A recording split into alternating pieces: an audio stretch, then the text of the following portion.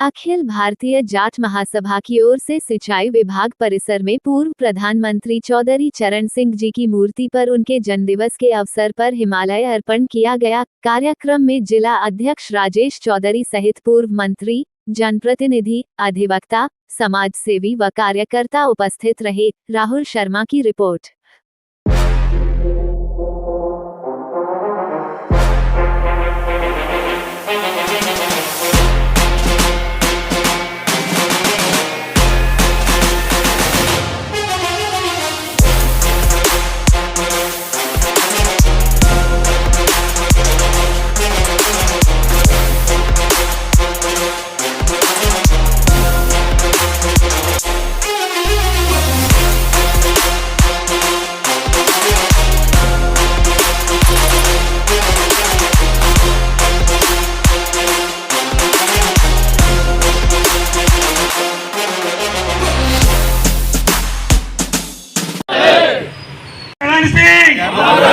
चौधरी चरण सिंह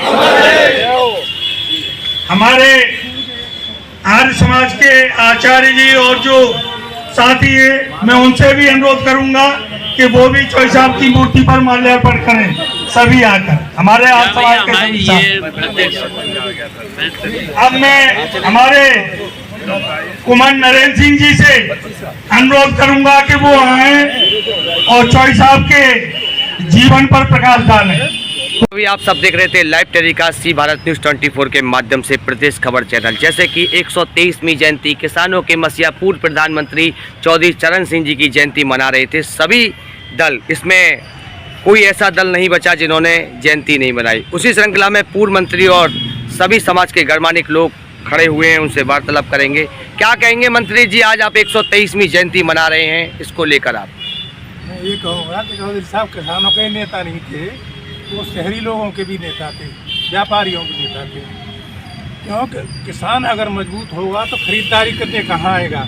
शहर में आएगा, घर बनाएगा, सीमेंट खरीदेगा, शादी करेगा तो जेवर खरीदेगा, वस्त्र खरीदेगा, या उससे शहर संपन्न होंगे। इसलिए वो किसानों के साथ साथ जो है शहरी नेता भी थे। मंत्री जी, आप क्या चौधरी साहब से मिले थे? मेरी टिकट चौधरी साहब ने सबसे पहले दी थी और उसके बाद जो दूसरी टिकट 85 में चौधरी साहब ने दी थी।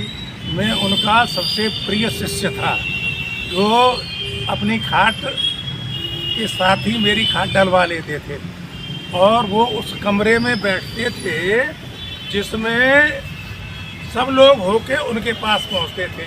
लोगों ने कहा चौधरी साहब आप प्रधानमंत्री रहे हैं और आपके पूरे घर को लोग देखते हैं। बोले कि इसीलिए तो मैं यहाँ बैठता हूँ कि प्रधानमंत्री होने के बाद में भी मेरे घर में क्या है। वो घर नहीं बनवा पाए। सन 37 से लेके और मरने पर्यंत तक वो गद्दी पे रहे, लेकिन न घर का खरीदा, न कोई प्लॉट खरीदा, न कुछ खरीदा। इसलिए जैसा मेरे पूर्वजों ने कहा है, उनसे ज़्यादा कोई त्यागी, देशभक्त और आम नागरिक का ऐसी हो नहीं सकता है। आज चौधरी साहब का हमें याद आती है। हमारे साथियों ने जो विचार व्यक्त किए हैं, मैं भी उनको अपने को उनसे जोड़ता हूँ कि बाकी में चौधरी साहब इस देश के लिए बहुत महान सपूत थे। क्या कहेंगे राजेश जी आप? अरे आप जिला अध्यक्ष है, आप ही के नेतृत्व में सबरा कार्यक्रम हुआ है, क्या कहेंगे आप?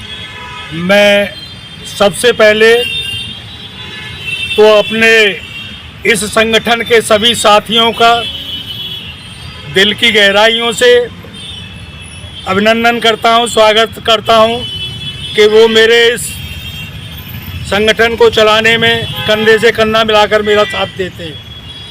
और साथ ही सर्वदलीय लोग जो चौधरी साहब के अनुयायी हैं, चौधरी साहब में अपनी आस्था रखते हैं, चौधरी साहब के विचारों से प्रभावित हैं, वो यहाँ आए और चौधरी साहब को याद किया। मैं कहना चाहूँगा कि चौधरी साहब किसी जाति के नेता नहीं थे। कुछ लोग उन्हें जाति तक सीमित करते हैं, वो उनका अपमान करते हैं।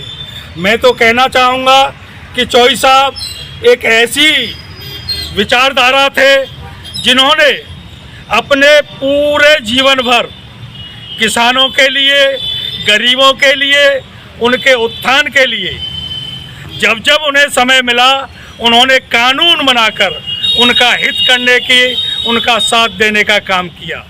मैं हमारे चौधरी साहब के बारे में कुछ स्मरण है कि वो न तो पूंजीपतियों से कोई सहयोग लेते थे और न ही उनके बारे में कोई नीति बनाते थे, लेकिन इसका मतलब ये नहीं कि वो पूंजीपतियों के विरोधी थे।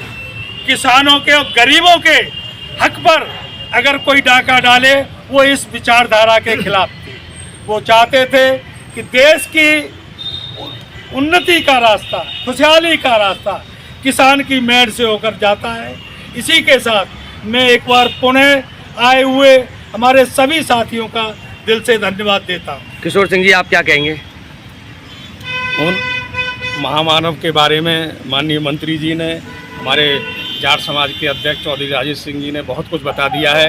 वो बड़े विराट व्यक्तित्व के धनी थे। आज इतना पुनीत और पावन कार्य जो यहाँ आयोजित हमारे जाट समाज के जिलाध्यक्ष जी ने किया है, मैं उनका बहुत बहुत आभार और अभिनंदन करता हूँ कि मुझे यहाँ उन्होंने आमंत्रित किया।